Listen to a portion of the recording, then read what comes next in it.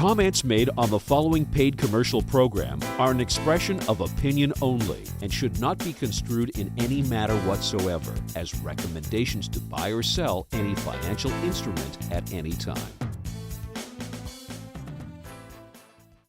Welcome to the Money and Wealth Show.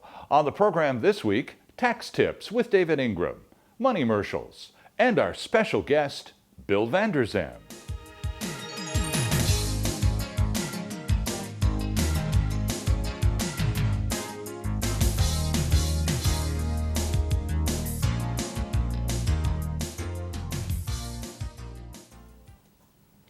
Welcome to the Money and Wealth Show. I'm Sterling Fox, and it's a pleasure to welcome back to our program former BC Premier Bill Vander Zalm. Bill, good to see you again. Pleasure. Thank you, Sterling. Thank you for joining us again. This is your second visit. Mr. Vander Zalm, of course, is one of the organizers between the FightHST.com campaign in British Columbia, and that's what you're here to talk to us again, Bill. Last time we talked was at the very beginning of the gathering petition process.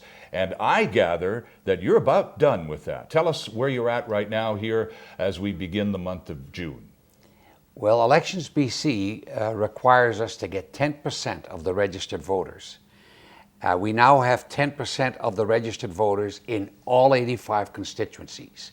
And in 71 of the constituencies, we have over 15%, which is the target that Fight HST has set for itself in order to give us a cushion.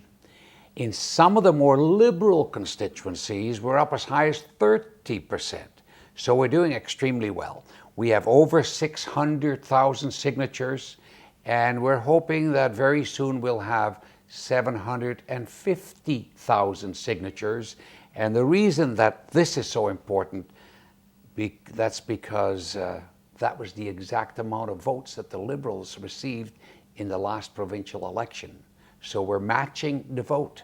Right. How many registered voters are there in the province of British Columbia? 3 million. Now, what happens, let's assume that all of this is good, that you're successful, you achieve all of the quotas that you've set for all of these ridings all across British Columbia. Now, Elections BC needs to see all of these signatures, and after the window of opportunity for gathering, which expires when? July 5th. Okay, then you have to surrender all of these petitions to Elections BC, right? Take an armored vehicle and we head off to Victoria.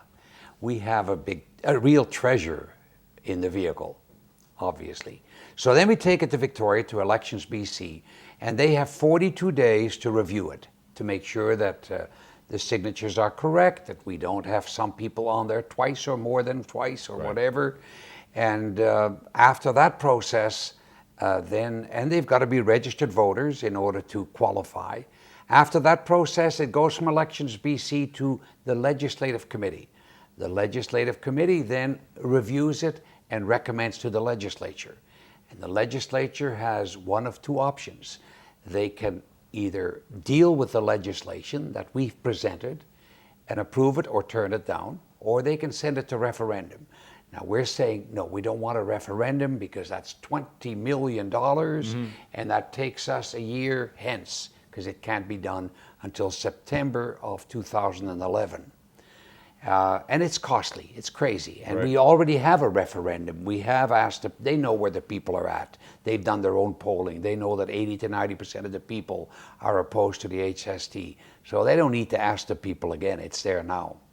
Hopefully they'll deal with the legislation. And we're saying to the Premier, give your MLAs a free vote.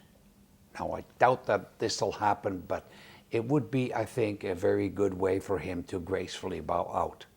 Now, when you were here last, at the end of our chat, and you may recall this, I looked into the camera and invited the Premier or the Minister of Finance, in the interest of fair play, to appear on the program to present the government side of the HST discussion, which of course is obviously the for side. So we thank Colin Hanson, the Minister of Finance, for responding favorably to that. He showed up, and Bill, he talked mostly about job creation. He said the reason the government is as enthusiastic as they are about the HST, actually two reasons. One, the benefits to big business will trickle down through the economy and produce more jobs for British Columbians. Reason number two, Ontario is going to have the HST. And if British Columbia didn't, it would put us here in BC at an unfair advantage in terms of competing with big business or with Ontario for big business to do business on our turf. So let's talk about job creation first. They really are hanging their hat on the HST will mean hundreds of thousands of new jobs for British Columbians. Your response? There'll be a lot of underground jobs. I think the underground economy will prosper and grow like we've never seen it before. It happened in Europe. As a matter of fact, in Greece, they're going broke because of the underground economy, but it's so throughout Europe. They have a big underground economy. And the trouble with an underground economy is that not only do people not collect the HST, or VAT as they call it in Europe, sure, but they don't pay income tax either, because the cash that goes into the right-hand pocket can't be shown to the government, or it'll expose the fact that they didn't collect the HST. Right. So that's a problem. We also can look at the Maritimes and Quebec. They're not centers of job creation, but they have the HST now. Manitoba, on the other hand, did not want the HST, studied it, turned it down. Right. And they have the highest job creation and economic activity in the country right now, as has Saskatchewan. And Saskatchewan had the HST, but got rid of it after 1.5 years. Alberta won't go for it. So how BC fits into all of this, I don't know, Mr. Hanson. It doesn't make sense to me. Well, he says, BC and Ontario are in direct competition with each other for big business to establish manufacturing or distribution centers. And we here at the Gateway to the Pacific have an advantage Ontario doesn't have, proximity to Asia. Now, if we don't have the same tax regime as Ontario does, even though we're closer to Asia than, say, Toronto, big business will look at their best and most advantageous tax regime to set up their offices in and may take a pass on BC because of that. That's the argument, again, from the government. I don't agree that Ontario is our big competitor. I think it's Washington State, when we see the lineups every weekend, and in between, people heading south. I think it's Alberta, and that's why we're doing so well in those ridings along the Alberta border. They recognize the problem. So I don't agree that Ontario is our big competition. We are a resource province. They are more a manufacturing province. Yeah. I agree we would like to get more manufacturing here. We probably will because of our situation or our position on the Pacific, dealing with Asia. Mm-hmm.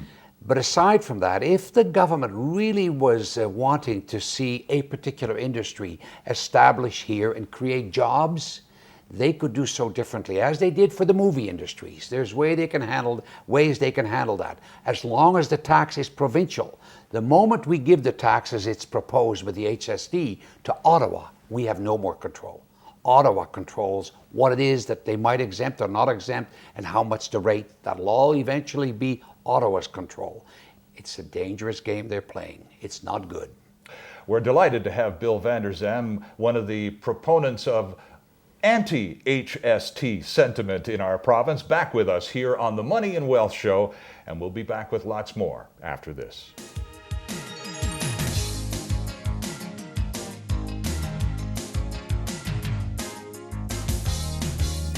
My name is David Wolfen. I'm the president of Avino Silver and Gold Mines. Avino owns 100% of the historic Avino mine in Durango, Mexico. Mining dates back over 500 years, and under our control, we mined it for 27 years. We're starting on a new era of mining, and we plan to reopen the mine this year. Avino trades on the Toronto Venture Exchange under the symbol ASM. For more information, call 604-682-3701 or visit the company's website, www.avino.com.